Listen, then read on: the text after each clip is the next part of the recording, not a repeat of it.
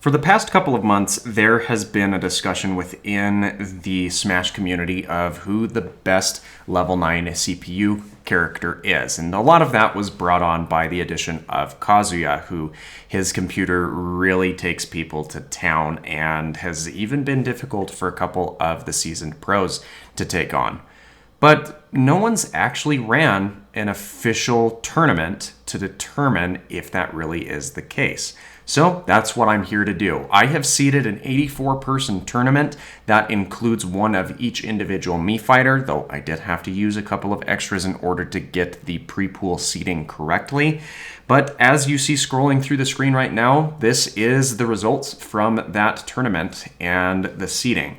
So today we will be starting on our adventure by looking at round 1, or at least a part of round 1. And these early videos are probably going to be a bit longer than I would like them to be, mainly due to the fact that there is a lot of fights to get through. And I have condensed down the fights into some of the more exciting portions, at least early on. As we get into later versions of and later rounds of this tournament, we will see the full matches unfold, but at that point, you'll have the highest level competitors available anyway. So, if you're excited to see more content like this, make sure that you subscribe because it's daily variety content over here. And if you enjoy this particular video, make sure that you drop a like. So let's jump into the first half of round 1. Well, ladies and gentlemen, here we are in the first match of the definitive level 9 CPU tournament. And I hope that you are ready for the ride that we are going to be on. Now, I mentioned this off the top of the video, but the top 20 seeds actually got a bye based off of their excellent performance. So we will only be viewing round 1, and that means that there will be a much shorter round 1 than what there otherwise would be in most different tournaments. That being said, there's still a lot of matches to go through because there's still 20 of them. So right off the bat, Falco is doing decently well. Him and Rosalina had very similar showings in their preliminary rounds. Both of them ended up with 2 wins and 6 losses. So you would hope and expect that they would be able to get a better grasp on exactly what they need to do to pull out a better performance now that the tournament is actually underway. Rosalina does lose a stock first, and I suppose that is not too surprising. But she's still putting a decent amount of pressure onto Falco with all those up airs and other attacks she's got going there for her. Rosalina looking very problematic and not making her way back to the ledge. I think that was her 5th recovery or so. Finally manages to take a stock with that up smash. And we are at least equal on the stock count. Luma is on recharge. Falco getting a couple of up smashes of his own, none of them enough to kill at this point. And we've got the Falcon Illusion heading out that way. And Rosalina really likes going for those up smashes. Falco with the back air finally managing to take Rosalina's 2nd stock. Falco struggling a little bit to make his way back to the ledge there. Back through, I'm not going to do it for Rosalina. And the side B is also not going to give the damage that she's hoping for, but Luma connecting with the smash attack there does equalize the stock count, and the percents are fairly equal as well. Falco finally layering a full forward air into Rosalina. It is not enough. An up smash onto the ledge could have been, and Rosalina still not finishing out this Falco. Up tilt still not strong enough. Any strong connecting move from either of these combatants will be the end of it, and that back air from Rosalina is going to give Rosalina the early advantage here.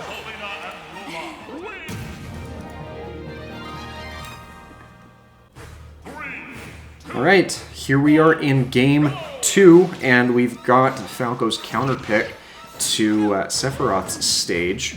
Should have looked up the name of this one beforehand. But Rosalina still needs to be cautious because Falco was still able to keep things very close in this week's match. And I apologize for the audio glitch that just happened there. We've got Rosalina chaining a couple of up airs, and nothing really happening there. Or some forwarders, I believe that's what that actually was. And that's down very low. Rosalina unable to recover. Falco does make it back to ledge. Luma finally recharged there. And Luma getting some really nice retaliation damage there against Falco. An excellent spike from Rosalina to even out the stocks here, but Falco with the quick retaliation off of the restock, sending Rosalina all the way up to 74%. Rosalina in a really bad spot percent-wise. Luma goes down again, and Rosalina shortly follows. We've got the up air coming out from Rosalina to kind of counter back at Falco, but gets reflected back at Rosalina with the down B reflector there, which is not what Rosalina wants to see. She'd rather have Luna stay on her side and continue to help her out. Continues with another up smash, is not enough to kill this time around.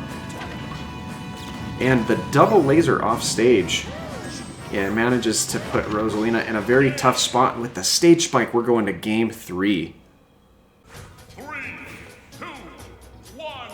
Alright, game 3, Rosalina has counterpicked to Yoshi's story, but we'll have to see if she makes better use of these different platforms here, as she's seeking to clean up the set against Falco and send Falco down to the loser's side bracket.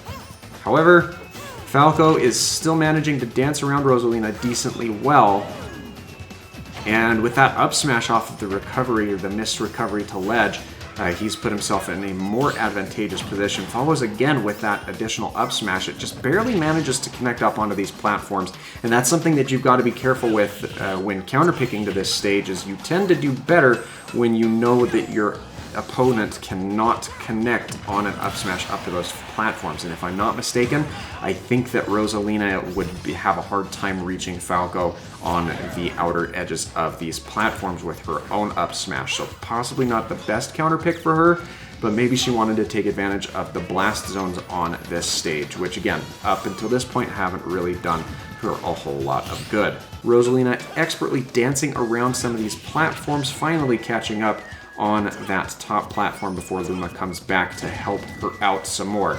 And we have that aerial hitting into Falco to even out the stock count, but Rosalina's got a lot of work cut out for her if she wants to regain control of this match. And with a restock retaliation like that from Falco, that is not going to be the case.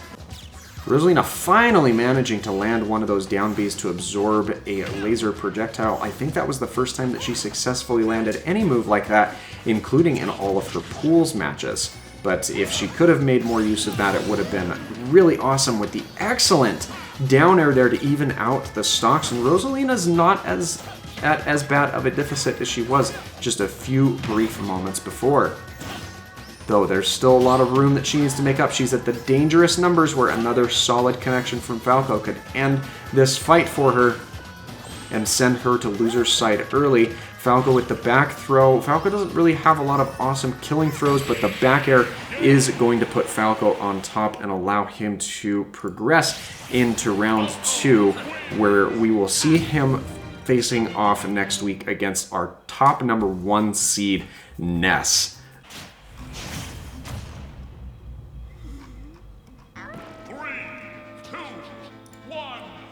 Okay, we have ourselves a match here at Town and City, which is really interesting for Duck Hunt in this particular match, because Inkling has more efficient coverage across this stage with a lot of her attacks, though I guess Duck Hunt can still be a bit of a nuisance with his multiple projectiles and their quirky features.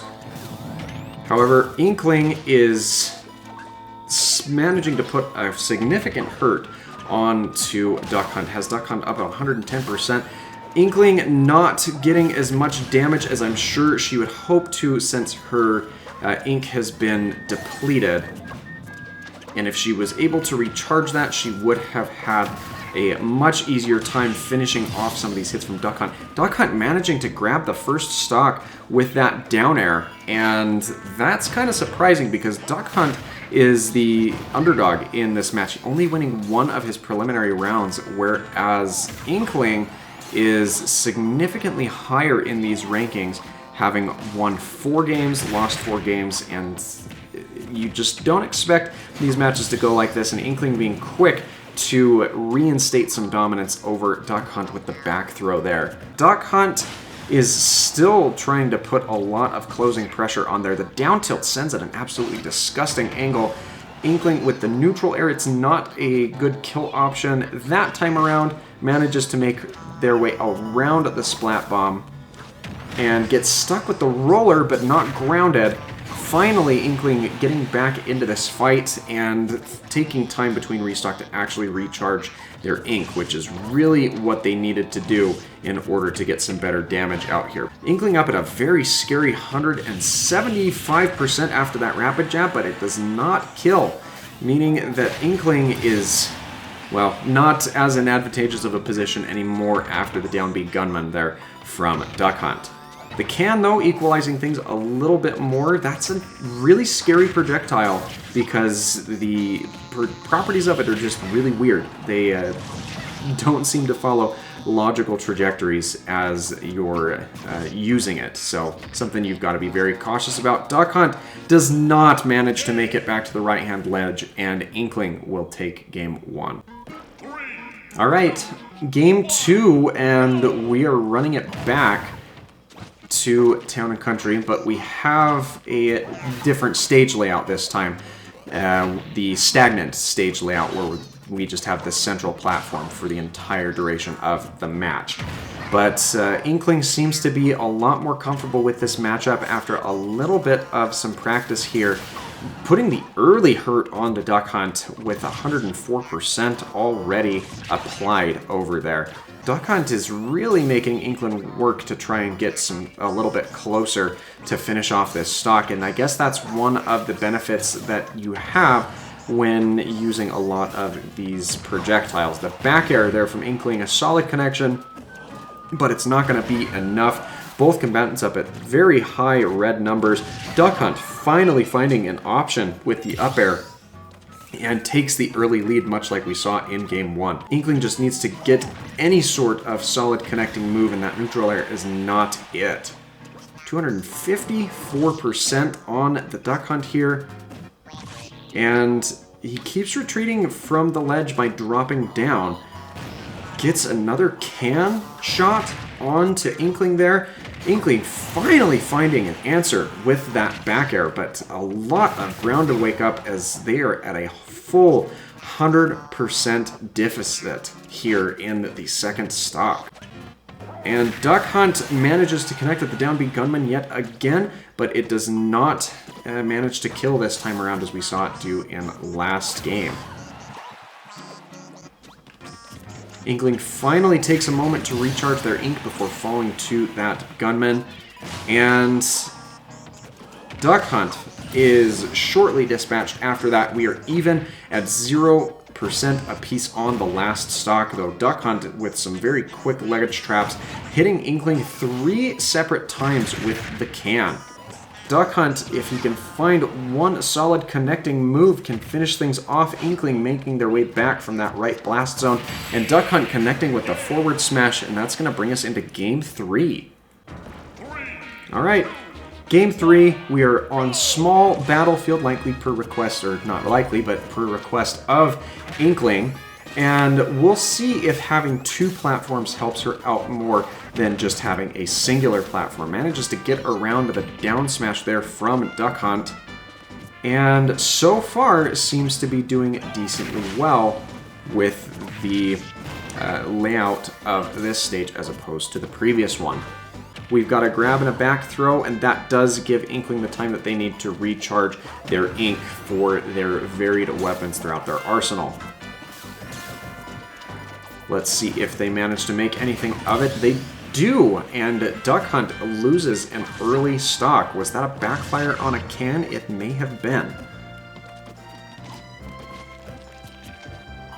Duck Hunt contesting on that left side ledge and finally manages to find an answer with a down. And the stocks are fairly even in terms of percent, though Inkling not happy about that and looking to answer back immediately with a series of attacks, including a berry off of the Ink Roller.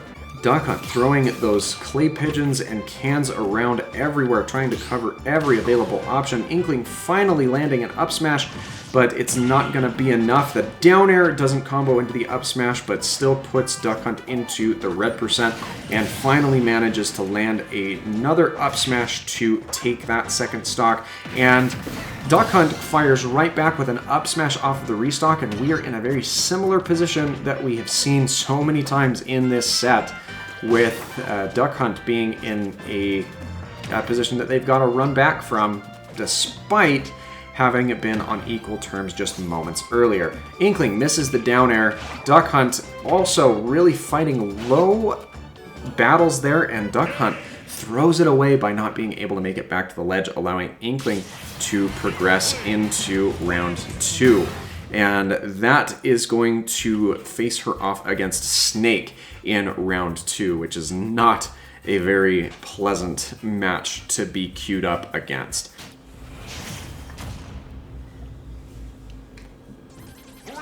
All right, match 3 that we're going into is set 3. Excuse me. We've got Rob and Zero Suit Samus, and Zero Suit, from what we've seen so far, is not a very good computer. Now, she's a very high-level threat in competitive gameplay, but her computer just does not seem to get the options that are needed here, as she had a very lackluster showing in the early game pools, whereas Rob was in a much better position, performing about consistent with Inkling. So we'll have to see if Zero Suit was just sandbagging, or if in reality the computer is just having a rough time. And as it currently stands, Rob is with about a 30% advantage. Zero Suit looking for an answer, doesn't land the flip kick, and Rob still is layering in a decent amount of damage from afar. And that laser and gyro combo can be very scary for you as a combatant, and that up smash covers a lot of ground, as Zero Suit has just found out. Now, Zero Suit needs to find a decent kill option here against Rob. Doesn't seem like she's going to be able to there.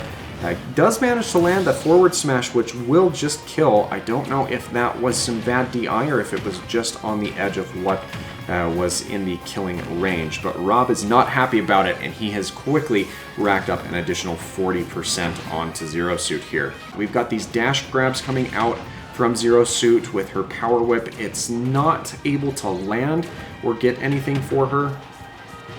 Rob covering some of his tracks with an up air, but Zero Suit recovering back to ledge, gets the up B kill and a little bit of a dash dance to celebrate thereafter.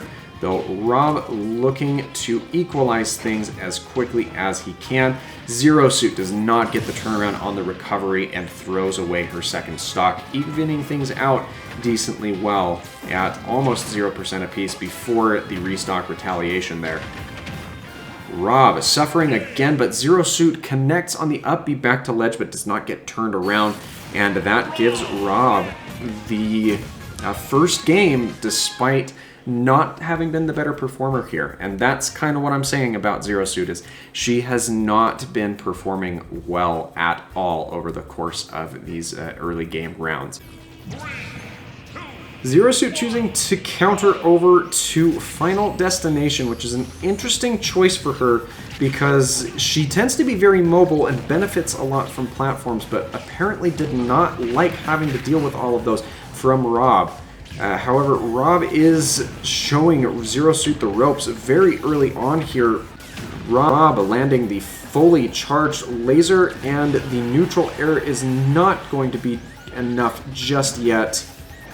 But we'll see if he can finish things off. That side B just barely manages to connect on that final strongest hit, and Zero Suit in a very bad spot in this second game of the set. Does manage to get the stun into the grab, but shortly thereafter finds herself in a rough spot. Rob going back-to-back down throws there, and Zero Suit finally manages to land another flip kick berry. We've got an up throw coming out from Rob. Zero Suit's whiffing grabs left and right and gets the up smash treatment from Rob yet again. Retaliates with a back air off of the restock. And we're even on percents, but Rob has a full stock lead, which does not look good for Zero Suit if she wants to keep any semblance of being more competent than she has otherwise shown so far. He can just be a lot more oppressive with the range and scope of his projectiles, which I'm sure Zero Suit wishes that she had a platform to retreat to. Does manage to get the magnet hands back to ledge, but not before Rob finishes things off with a back air. And that is the first two-stock set that we have seen in this match. That will put Rob in a really good position heading into round 2, where he will be facing off against Robin, who is a very scary contender.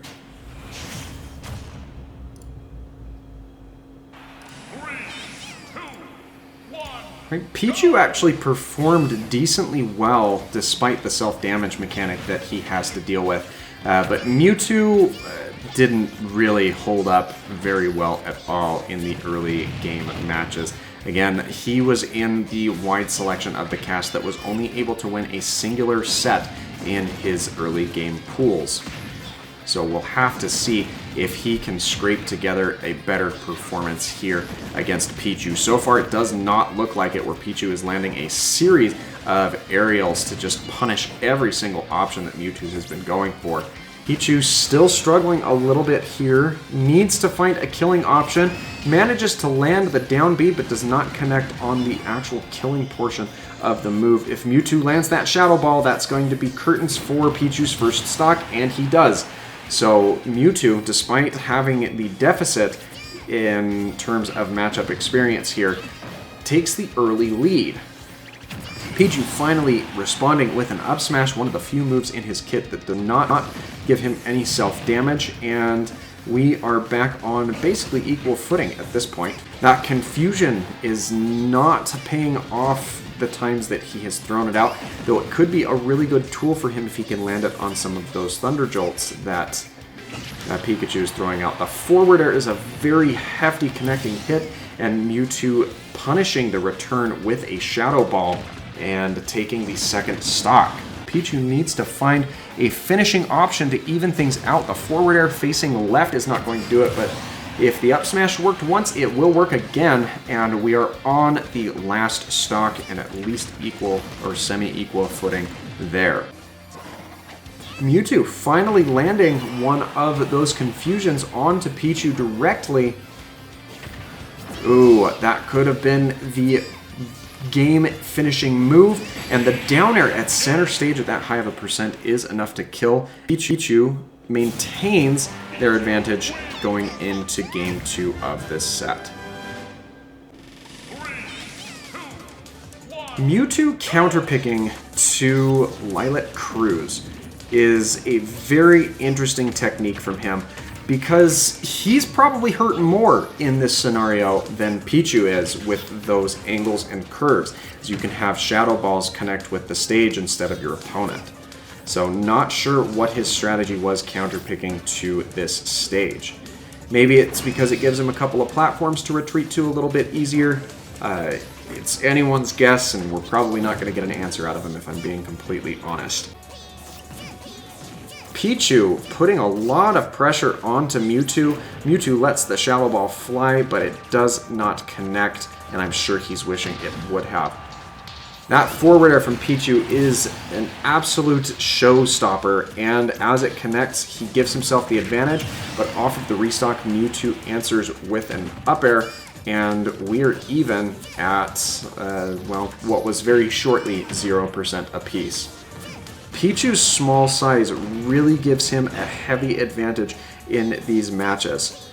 That's another thing that I don't think Mewtwo took into consideration when counterpicking here, is the lingering of the Thunder Jolts that Pichu can get here at the ledge. But even though he manages to get a stock lead for a brief moment, Peach, who responds with a back air, and we are even again at 1 stock apiece. And Pichu extending the lead with a series of attacks there before Mewtwo finally responds with a forward smash. We are still about even percent-wise, but Pichu closes out the set with the forward smash, taking set 1 2-0. And that is the result that Pichu was hoping for in this match. But we will have to see how well he fares in his next match against Richter.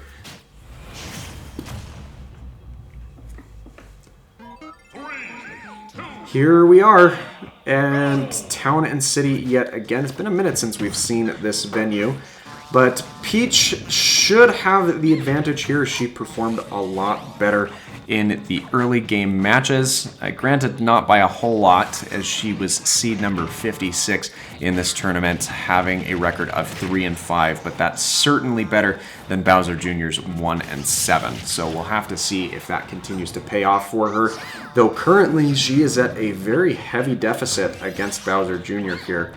By about 50%. And sure, he has the option of using a very unique aerial attack after the up B has been executed, but it doesn't make up for a lot of the lackluster options that he has without that. And Bowser Jr. picking up the first kill here, and I just don't think that Peach has figured out a decent counterplay to these very bizarre attacks that Bowser Jr. has been throwing out here. Peach finally looking like she's falling into a bit of a rhythm, picking up some more damage. Doesn't get the tennis racket forward smash like I'm sure she was hoping for, but Bowser Jr. whiffing a recovery back to stage, getting stuck on the underside, and I'm sure Peach is grateful for evening things out that way. But he responds very quickly with a down smash and regains the stock advantage. And Peach looks like she's got a lot of ground to make up in this fight if she wants to keep her tournament performance alive. Bowser Jr. making it back to ledge, gets punished shortly thereafter. And Peach uses her turn-up to counter the Mecha Koopa there before Bowser Jr. crashes into the clown cart, but it does not kill.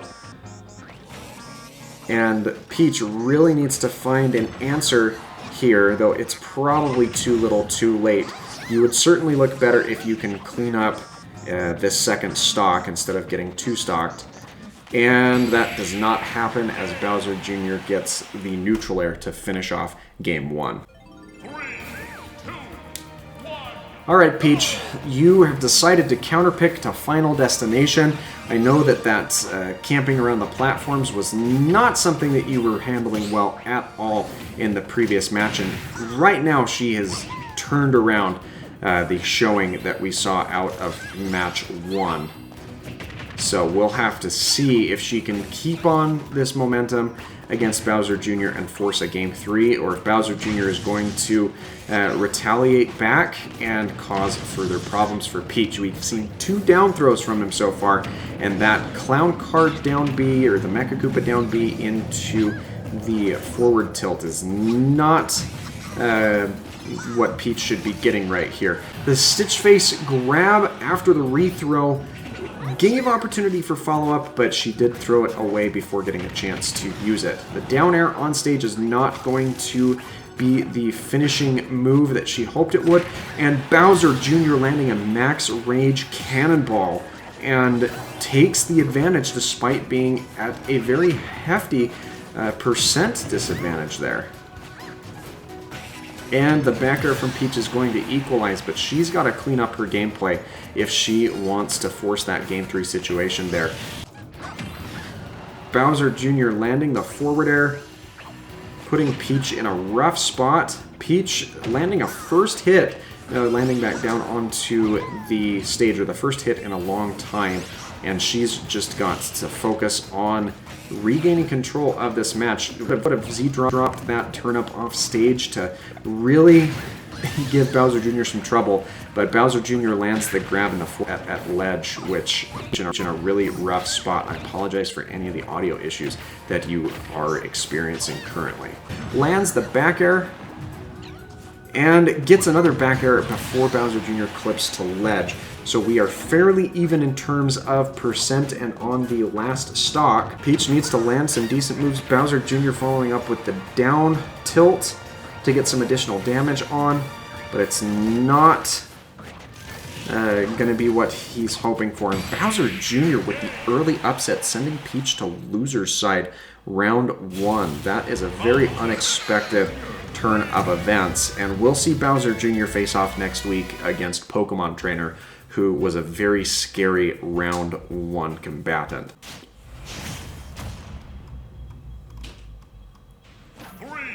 Okay, this is the 6th set between our early game competitors, and Shulk again has a decent advantage in this fight, having placed as the 61st seed, with Young Link coming in at 68. However, both combatants only won 2 matches in their preliminary sets, or only won 2 sets in their preliminary matches. But we'll see if Shulk can continue to hold on to this lead as he finishes Young Link's first stock off with an up smash, and that wasn't even a boosted up smash because he had the Speed Monado active, or the Speed Art active there. Shulk does manage to get nicked by the up B recovery from Young Link, lands the, activates Jump Art to get back to stage, and he is holding on at a scary 206%.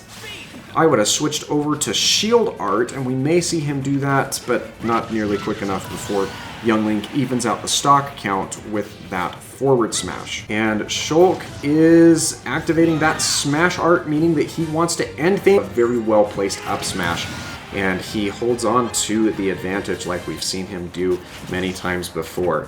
We've got more up smashes coming out of Shulk, and now we're into Buster Art, which is going to extend his damage capability, but he will receive more damage as a trade-off. He's got the Smash Art active yet again, but does not get good use of it before Young Link dispatches Shulk's stock with a up smash, and Shulk almost threw away his last stock of this first game with that up B off stage, but does manage to make it back just barely. Oh, and the down smash at ledge is going to give Shulk the early advantage over Young Link. Wow, that was a very well-timed attack to keep him from recovering back to stage. Young Link has counterpicked to Kalos, and that's an interesting choice from him. Shulk would have been dead had he not grabbed the Young Link bomb on his way down. And that is the only reason that he is still on his first stock in this game. Absolutely lucky as can be, because I don't think that he managed or meant to grab that bomb. And both combatants making it back to ledge. And Shulk does manage to kill at ledge with the forward smash, even without the Smash Art active. So, despite a very rough start, he has managed to maintain a fairly decent lead here.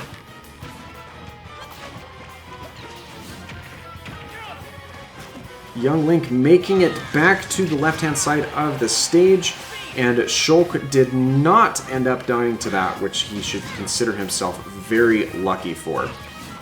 But he does manage to punish Shulk's up B with his up smash, and that is going to even out the stock count, and probably not the percent count here. But both combatants making it back. Link very far off and away on the right-hand side there again. Jumps into the tail end of the up smash there from Shulk, and a couple of arrows and a whiffed grab. We'll have to see if Young Link can continue to apply more pressure onto Shulk here. And Shulk landing that down air to take the lead yet again in this game 2. That down smash was a game ender last time, but he's way too low in percent for that to work again for him. Still gets a decent amount of damage on, so he's got to at least be happy that that was something that he was able to take advantage of. Shulk lands the forward tilt. Is he going to activate his smash art?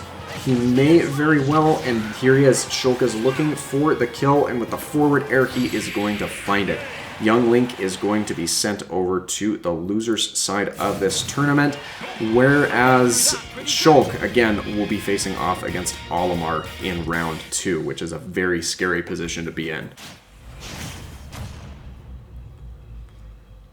Okay, round 7, or match 7, brings us to the Smash 4 DLC square-off between Corin and Bayonetta. Now, Bayonetta did not do very well in the preliminary rounds at all. Corin didn't do much better. Corin did end up at seed 52, actually, so that's still at a 3-5 record.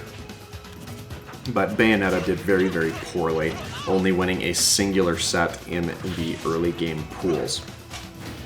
And Corin seems to be demonstrating a decent amount of dominance here again as he lands that forward smash off the right-hand side to take an early advantage. Bayonetta retaliating with a down smash off of the restock and does manage to land it and get some damage, but Corin is maintaining a very healthy lead here and lands another F smash, but it does not finish things off this time around. Meanwhile, Bayonetta gets the grab and the forward throw to finish off Corin's second stock, and Corin is not looking very happy about that, seeking to end Bayonetta's second stock pretty quick here. Gets the grab, uses the back throw. It's not the killing option, but again, that forward smash at ledge, we've seen that work before, and it does indeed work for him here again. Bayonetta making that very difficult, and Corin does not manage to make it back from that far launch into the right-hand blast zone. Gets the side B skewer pin there and follows up, but it is not enough to kill. Sends himself off the right-hand side rather foolishly, but does still recover from it. So that is a point in Corin's favor, I suppose. Oh, and the neutral B Dragon's Claw is going to finish off Bayonetta's last stock and give Corin the advantage going into game 2.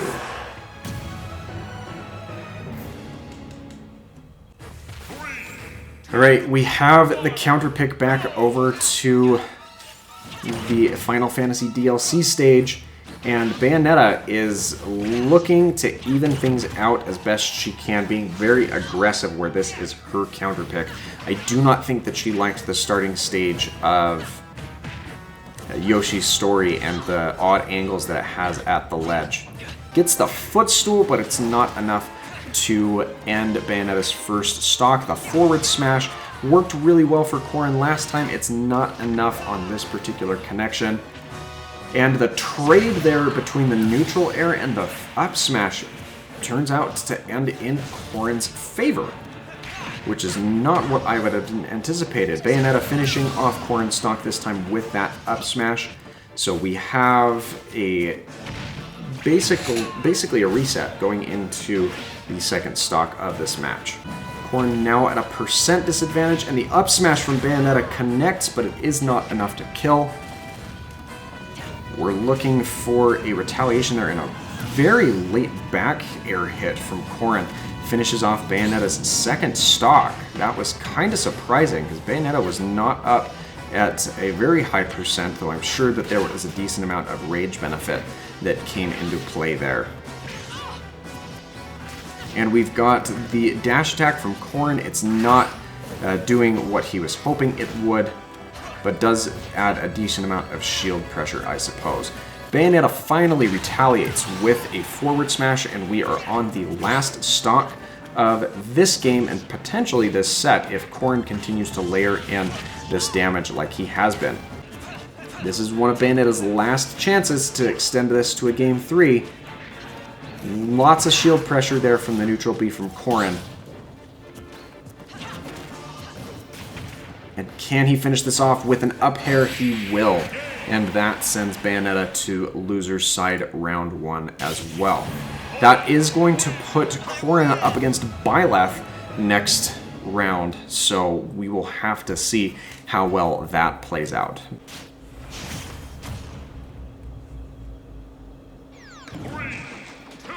So Diddy Kong performed the absolute worst out of all of our competitors. So I'm expecting Kirby to really take him for a ride. I mean, Diddy Kong only won a singular match, and not only that, but the only set that he won in the preliminary rounds were the only wins that he got at all. Whereas Kirby is in a much better position, having won 4 of his first 8 sets in the preliminary rounds. And Diddy Kong getting a disgusting footstool on Kirby there and takes the unexpected early lead. Though I'm sure that Kirby will be able to retaliate here against him. Shields the back air from Kirby and manages to land the down B through that platform, evening out the stocks a little bit. But Kirby's still got a lot of ground to make up here. Kirby managing to get the copy ability off. He hasn't used that really at all in this set so far, and gets the hammer at the ledge to take the advantage after that very unfortunate first stock. And we've got another up throw there from Kirby, gets the down air spike into the platform. One strong connection is all we're looking for to finish out game 1. That up B's not going to be it, but the up air certainly will be, and Kirby takes the first game. Right, Diddy has counterpicked to PS2, which is probably going to be a little bit better for him because he's got more room to run as well as some more blast zone use here. But in terms of a platform layout, it's essentially the same as what he had last time, so it may not end up in his favor as much. Kirby looking to finish some, get some additional damage here. Having a little bit of some difficulty doing so. And Diddy Kong landing the down air and sending Kirby hurtling down onto the stage.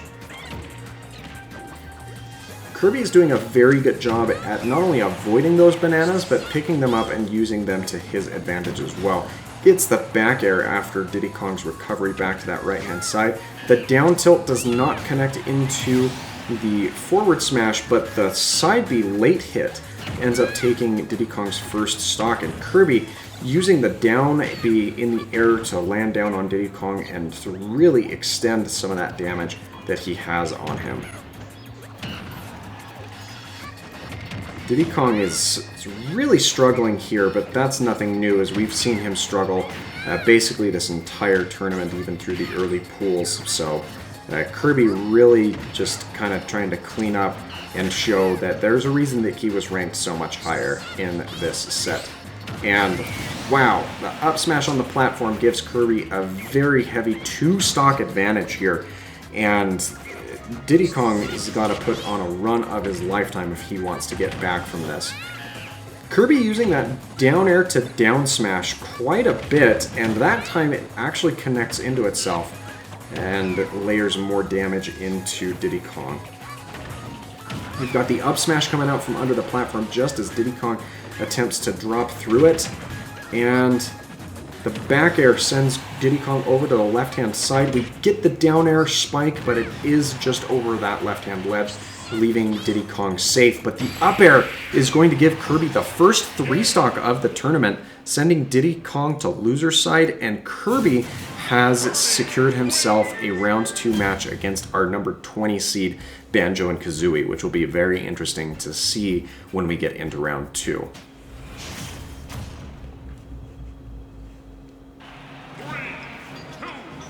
Alright, here is match number 9. Now, Mr. Game & Watch has a mild advantage here that there are only 9 placement differences between the two, and both of these combatants only won 2 of their initial 8 sets. However, Mr. Game & Watch managed to win 9 of those individual games, whereas Meta Knight only won 4 of them. So, Mr. Game & Watch certainly is behaving a little bit more consistently. Mr. Game & Watch has a considerable lead over Meta Knight, just needs to find a kill option, and the double down smash is going to do it. That's not normally the move you see him use, but it certainly does work because he was immobilized for a considerable amount of time there. Mr. Game & Watch misses a grab and allows Meta Knight to retaliate with a grab of his own, and Meta Knight does not recover back to ledge, throwing away that second stock at a very low percent, giving Meta Knight, or giving Mr. Game & Watch, a very nice advantage here in Game 1. The back air does not land with enough power to kill, but the down B will, and we're at least a little more even footing, though Meta Knight basically handed this game to Mr. Game & Watch by losing that second stock very early and on his own terms. And that down B is very interesting. It's hard to get a read on sometimes, but at the same time, it's not the option that he should really be going for with that much frequency. Though he does manage to land a down smash on that ledge, and we are even at 1 stock apiece before Mr. Game & Watch lands that down smash, though it will not finish off Meta Knight's last stock. Any considerable smash attack should do at this point, and Mr. Game & Watch choosing to punish with the up air after the whiffed up B from Meta Knight. That's a very interesting strategy. Did not pay off for him. He needs to find a better option here as Meta Knight is slowly making his way back and finally finds an answer with the down air, giving Mr. Game & Watch Game 1. Meta Knight has counterpicked to Small Battlefield, which may pay off a bit better for him, but we'll have to see if that does come into effect here. But in the meantime, Mr. Game & Watch is not liking this stage pick at all, and has a very early deficit here against Mr. Game & Watch, so he's got to make up some serious ground. I guess you could say that Meta Knight is very upset about having lost that second stock in the last game, so he's definitely trying to make up for it here. Mr. Game & Watch being as oppressive as he can. That back air turtle does manage to land and give Mr. Meta Knight some difficulty. Finally manages to finish off that stock with a forward smash there at the ledge. Meta Knight connecting in with that side B, which deals a considerable amount of damage if you get hit early on. That neutral B coming out from Meta Knight, and the forward air going to give Meta Knight the advantage back again. But there's the 9. It does not manage to land, which is unfortunate. Mr. Game & Watch falling out of that with a back air, but again, not the kill option that he needs at this point in time.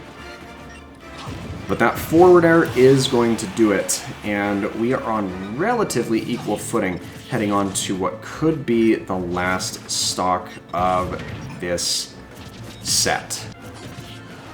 And the up smash, again, not the best connecting move that we've seen. And that forward smash is going to drive us to a Game 3, which is not what I was expecting. Game 3, we are to Battlefield instead of Big Battlefield. Mr. Game & Watch leading with a side B judge, gets the roll but does not get the connection. That could have been really bad for Meta Knight early on here. Sledge a couple more times, again with the 9, but it does not land. And I hate the fact that there were probably some audio issues right there, so you couldn't hear my reaction to that. Mr. Game & Watch hanging out on the edge, needs to find another option, and combos the frying pan into the forward smash to get early advantage here in this last game. Down air from Meta Knight on stage doesn't finish anything off. And that up B back to ledge will end up taking Mr. Game & Watch's first stock and puts us on equal stock footing. But again, Mr. Game & Watch with a very commanding percent lead even in this second stock. Basically at a full lead at this point, especially if he can land a killing move at this percent. And the up tilt from Meta Knight is going to put him in an interesting spot as well. We've got the forward air coming out and the up tilt finally going to finish out that stock for Meta Knight, putting him on the last stock for this set before landing his own down B and sending Mr. Game & Watch to his own last set. And that is the third 9 that we have seen in this game, none of which have landed, as that would have been a game changer for Mr. Game & Watch and probably would have closed things out immediately had it landed. The neutral air coming out from Meta Knight, but Mr. Game & Watch finishes everything off with that forward air at ledge, giving Mr. Game & Watch this set.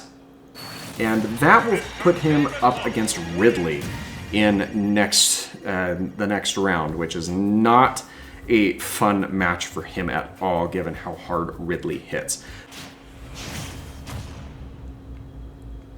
All right, match 10, which I guess after this after this round will be at our midway point, but we have Luigi and Lucina. Now, Luigi was our 53rd seed, so he's in that 3 and 5 group, but Lucina did not do particularly well, as she is one of our other combatants that only won a singular set in the preliminary rounds. Granted, she did win a couple of games here and there, so she's not in the worst situation like Diddy Kong is, but still at a performance deficit. And we do expect to see Luigi take this game, though as it stands currently, Lucina is at the advantage by a considerable margin. Gets the down tilt, and Luigi uses his up B off stage very far away, which does little for his horizontal recovery. Actually, it doesn't do anything as he just goes up and then straight back down. We get the grab and the forward throw, but that's still not enough. Luigi making it back with his green missile. We've got the back throw again coming out, and that does finally do the trick. But Luigi still has a lot of ground to make up here. He may just not like the stage of Yoshi's story, so we'll have to see if he can build his way back against Lucina, but she's doing a very good job at keeping Luigi away, as you don't want to be in close with Luigi. That shield breaker from Lucina is one of those moves that you have to be careful about, and Luigi needs to make it back over, and he does not. A misfire would have gotten him closer to the ledge or even back on stage. But as it currently stands, Lucina, the underdog of this match, is at a decent advantage. Luigi getting the up throw, but it's still not enough. If he would have used a down B, he probably could have killed, but he managed to get one with a back air as well. And Luigi making it back to the ledge there, needs to get a strong move. He can probably kill it with that Cyclone, but he does miss it. Lucina counters with a forward smash, and the underdog takes game 1. The future is not written.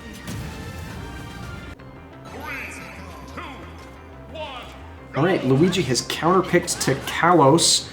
Again, we thought that we were having issues with the slanted stage over at Yoshi's Story, so we'll see if having a more level playing field does benefit Luigi more in this matchup. And initially it does seem to be the case, but he's really got to be cautious in how he's getting back to the stages. The biggest problem that we have seen from Luigi in this match so far is a lot of the launch angles from Lucina send him out far enough away to the point where he just has issues getting back to the stage. Oh, and the misfire coming in from the right side gets Luigi back to stage and claims Lucina's first stock, which is what Luigi was hoping for if he wants to extend this set to that third game. Lucina with the back air manages to even out the stocks, and Luigi needs to continue layering in that damage onto Lucina if he wants to keep his run on winner's side alive. And that would not look great if you fall to someone who is 1-7. Just ask Peach. She already had that problem. Oh boy, this is getting rough for Luigi. Lucina running in with the dash attack and the down tilt. Still not enough to finish off Luigi's stock here, but still has a considerable lead, and the neutral air will extend that to a stock lead, putting Luigi in a very dangerous position. Lucina far off on the left-hand side, but she is going to make it back, but not soon after, or not long after, Luigi manages to dispatch that stock with a forward smash. Lucina finishing things off with that shield breaker and pulling off the second upset of the tournament in allowing the much underappreciated second seed progress into round 2, where she will be facing off against Lucas, which will be a much rougher fight for her at that point. And that is going to be it for today's video. Again, if you enjoyed, be sure to leave a like, and I hope to see you in the next video, everyone. Take care and have a fantastic rest of your day.